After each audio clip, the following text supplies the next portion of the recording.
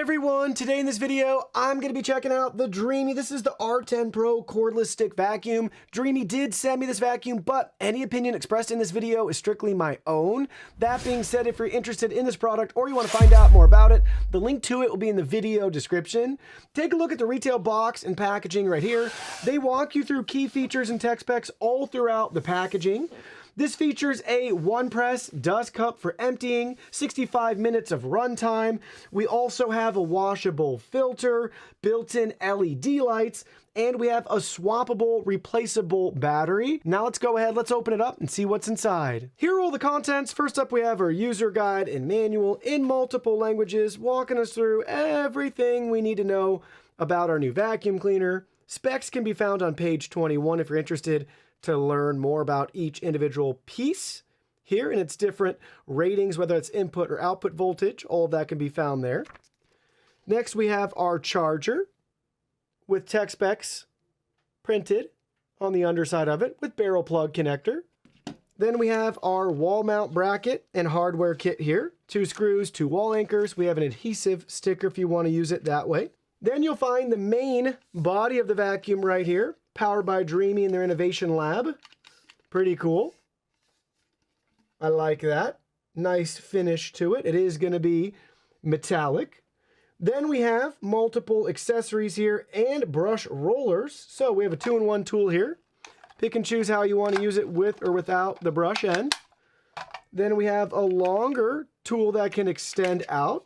If you want to use it further out, you can do that there. Then we have a motorized mini brush here.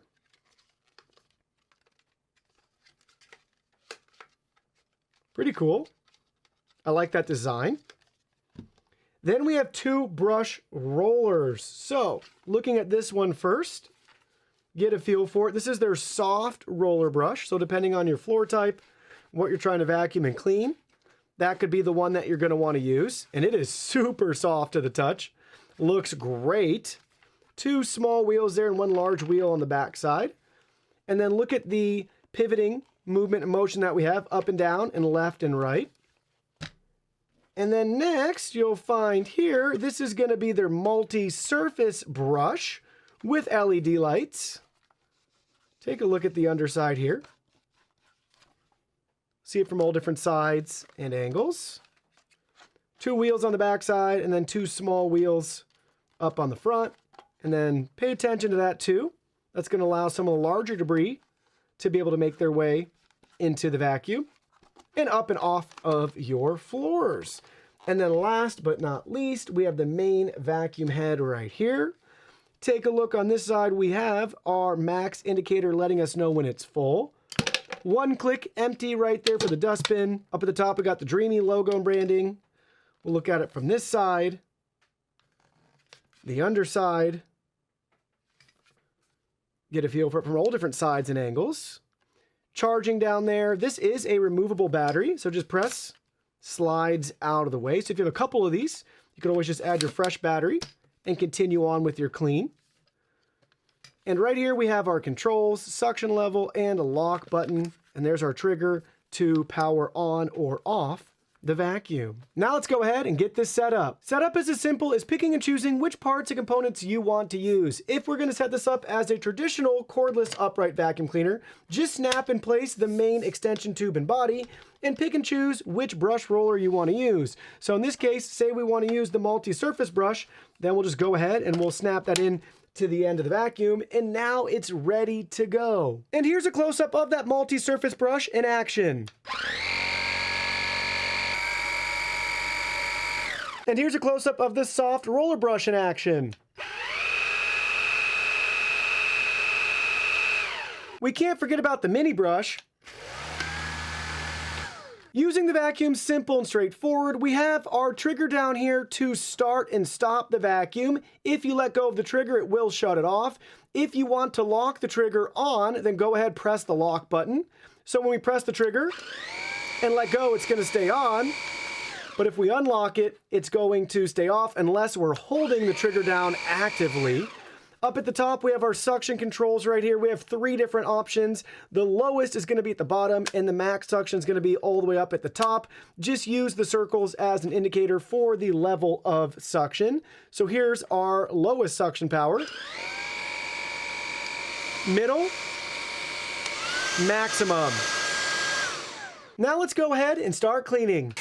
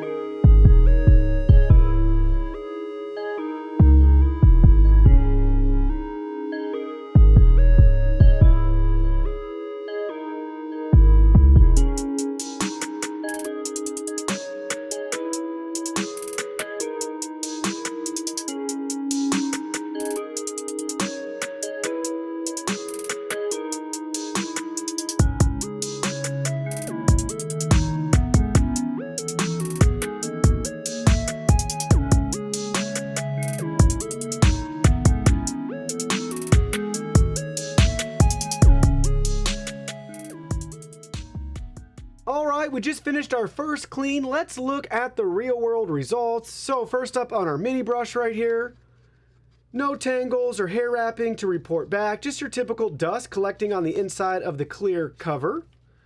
Next, for our lovely soft roller brush here, I'm not seeing any tangles at all either, which is great to see. Just your typical dust collecting on the inside around our suction channel there.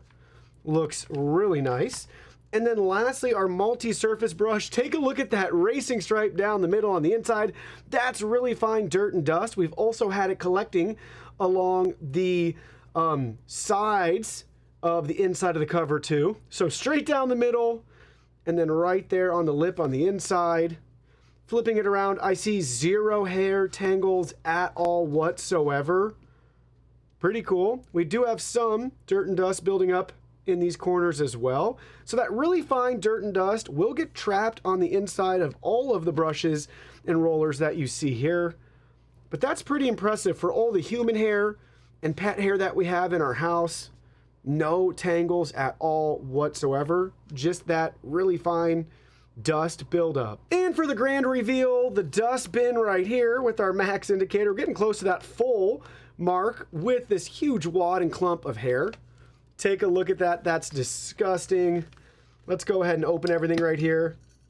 Being careful not to make too big of a mess. And there we go. Everything just came out. Look at that. Disgusting. We'll set that off to the side for a second so you can examine the typical crumbs, dirt, dust, food pieces. I see a lot of, mulch and grass clippings, things that we bring in or our dog brings in, tracks in through the house. And then we got our clump of dog and human hair here. We even got a leaf in there. Piece of paper. Lots of goodies. This is disgusting. What's key here too is look at that really fine dirt and dust that's falling out of this clump too. So it's trapping the larger particles and picking things up, but it's also trapping that really fine dirt and dust with its strong filtration.